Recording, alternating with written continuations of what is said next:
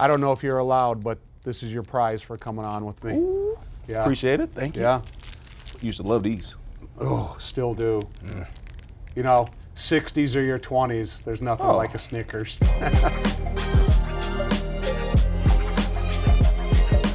This is a casual conversation about two guards. You know, when I came to the NFL, I came in as a center/guard, and you came in as a multiple offensive lineman trying to say, how do you like guard? Like it a lot, actually. Like from switching from tackle to guard, it's getting used to the bigger, powerful guys on the inside. I mean, they're not going to be as athletic as the guys outside, but the strength-wise and getting to understand that he's going to be right there that fast instead of being outside and have space and time to think. But I mean, that's the thing about it. I mean, you're a strong guy playing a strong position. But it's kind of cool because the conversation I hear about Teven Jenkins is one of the best guards in the division, possibly one of the best guards in the league. I mean, that's got to feel pretty good. Yeah, it is really nice. I'm not used to getting accolades and all these things. Like high school, I was only a 3-star recruit. I only had 9 offers. I committed early, did all that. Didn't get any accolades to my redshirt senior year of college. Was the first team all Big 12, and then I'm used to doing my job, getting in, getting out. Do what I need to do and play the game how I want to play. And then if things happen, it's cool. But I don't go out of my way to try to do it. Right. But if those accolades come and get me, that's what I'm happy That's about. the life of an offensive lineman, though. It's like my offensive line coach used to say all the time. If you win the game, you're not going to get any credit. If you lose the game, you're going to get all the blame. Oh. And that's kind of the way it rolls. But I heard your college coach, when we were studying you for the draft, man, he said some pretty darn complimentary things about you, and that's mighty respect. Oh, yeah, yes. But even coming from Coach Gundy, he's been around for a long time. Yeah. He's seen a lot of players, just hearing those positive things he had to say about me, it means a lot to me because he's seen Russell Okung, he's seen how to comparable and do all that, and just to be able to get those nice words from him was pretty good. Yeah. So a couple weeks ago, I think it might have been the Detroit game. You're rolling in, you got a hoodie, you got shorts, and you got dress shoes, and you kind of even throw a move on the red carpet. is that Teven Jenkins that we need to get to know, or you always roll with confidence like that? So that's me behind the cameras, outside of all this. That's what I like to do. So I didn't know they were going to post that. Right. I mess with them a lot because they're always there with the cameras messing with them. So I was like, all right, I'm going to do some weird stuff to see what they do. And then next thing you know, it's on social media. I'm like, oh, okay. All right. Well, I guess we'll post it. I think in all of our football lives, being an offensive lineman growing up, you're kind of born into the position. It's not something you go through the Rolodex of fun sport positions and say, I'm going to be a tackle, I'm going to be a guard. So when I started playing Pop Warner football, I had an older brother, and the guy came to our house and said to my mom, hey, you got 2 boys, I'd like them to come out and play Pop Warner football. And that's kind of how I got into it. And my mom used to drive me to practice every day, and I'd be crying. And she'd push me out the door saying, you'll stop crying when you see your friends. Who was your inspiration in terms of why we're sitting here? You're a dominant professional athlete, but from where you started? I would say my older brother. So I started off with flag football. So just going with him, we got out of school, or don't forget we had practice. He's the one that always reminded me, walks with me all the way there, and he just stays there for the practice with us sometimes, and being able to have that kind of role model for that. Were you an old lineman since the beginning? Yeah. It's kind of weird, isn't it, when you're an old lineman, because you see all these other talented kids going out for passes. I had an older brother too, and he was a fullback. So I thought I was going to follow in the footsteps and being a fullback, and my coach came to me and said, Tom, you ain't going to roll that way. And, being around football for a long time, a couple of weird things. I never once took a team bus to a game. And I took a cab to every single away game that we ever played. Really? Up until my last game, even in the Super Bowl. What do you think of that? That's outrageous. That is crazy. When was this? In 85, 80s and 90s. Yeah. So that's. Could you see yourself? What bus? First of all, there's buses that go. What bus do you take? See, I need to get to the locker room really early, and I'm just crazy that way. It's always bus 3, early bus. It is. There's a super early bus now. You get out of there 8 or. Yeah, I roll on 7, that bus. 8. The early bus, super early bus. Yeah. Oh no, I can't do that. But Just to hear that you had to take a cab. Yeah. Even for the Super Bowl. Yeah. They couldn't get you a bus for Super Bowl. Well, I never wanted to wait. I always Oh. wanted to get to the locker room so early because I just, I don't know. You have a ritual? Is there anything like you like to go through or? I mean, I do my warm-up stuff that I always do. Yeah. I mean, but like before, like I always get on bus 3. Yeah. If I get on any bus, I Same don't, seat? Yeah. Yeah. At least I try before I get on there. That's why I try to be precise about the same area. Right. But like, if I'm not on bus 3, I'm over here just like, oh my god. Same person in front and in back of you? Mm-hmm. Yeah. That's cool. I try to keep my superstitions to a low. I'm not trying to get too over superstitious. Like, Yeah. it's like I've seen some things. Yeah, I'm not superstitious. I just like to take my time in the locker room and take my time getting ready and everything.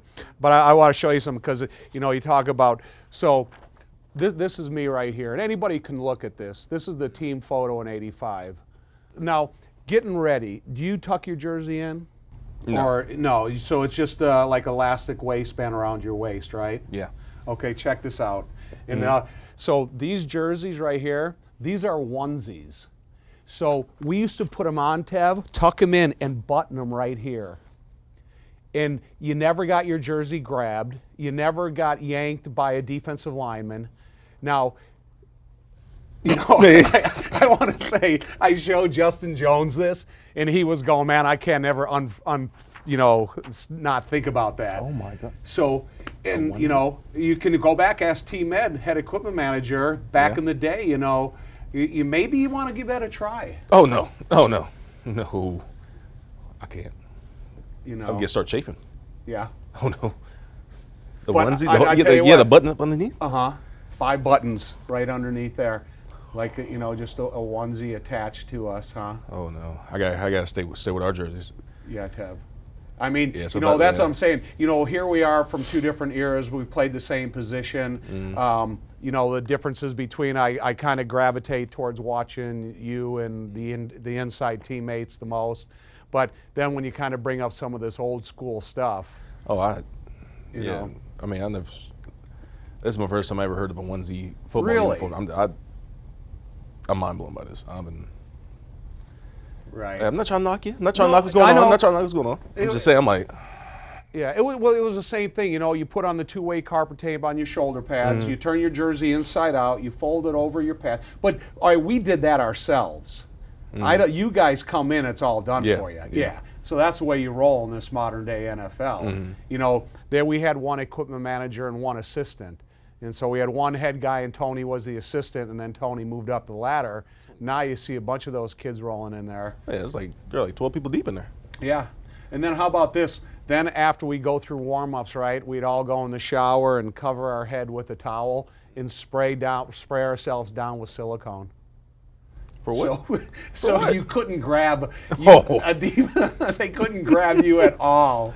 Oh my god! Now the only thing I really see is people put on like this like special cut like Vaseline, really, Right. so that it'll like cut the wind. Gets super cold and windy here, so they put like a certain like gel on. I don't do it. I just go out there, no sleeves. Back in the day, defensive linemen, because when you could start using your hands, they all Vaselined right here, their armpits.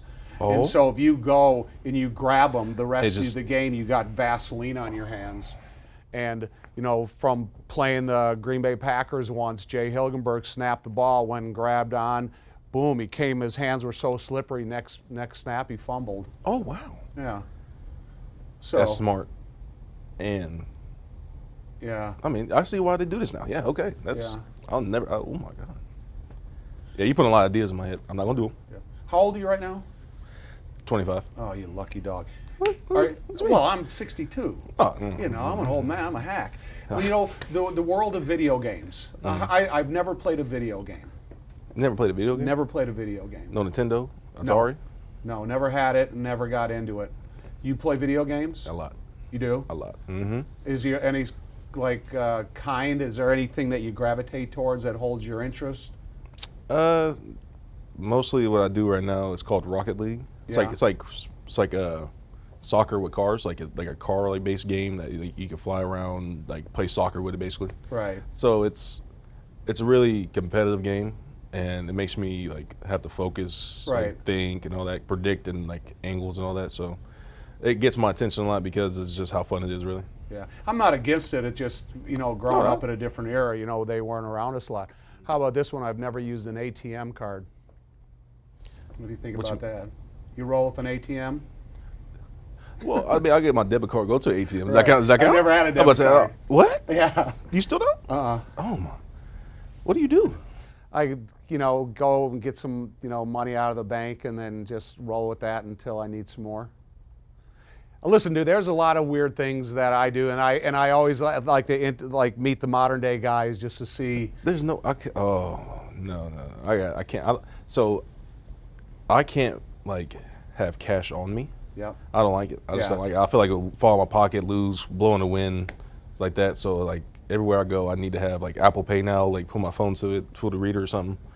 It's if I feel if I didn't have a debit card where I go, I feel more safer with a debit card. Because if I lose that, call the bank, situated, my $10 bill fly out, what am I gonna do? We got a lot of things in common because we both play offensive guard. We snap, count, hands inside, feet moving, head up, and that's a good thing about what we have in common. But listen, man, I admire you for everything you've been able to accomplish since you've been here, since you did go through some difficulties, and I think the sky's the limit for you. And I can't wait to watch your career. Commit that first 10 years to it, and then anything after that's gravy. Well, I do appreciate that. You know what else? The last thing is, I always admire when you came here how much you've included your girlfriend, fiance, now wife in your conversation, and I always admired that about you because I think it could put you in a position of strength. Well, thank you. Yeah. She's always speak great things of her because she is the reason why, really. Yeah. And now I got a new reason why here. Awesome. So, thank you, my friend. appreciate you. Good luck to you. Thank you. Stay healthy, head up, feet moving. Always.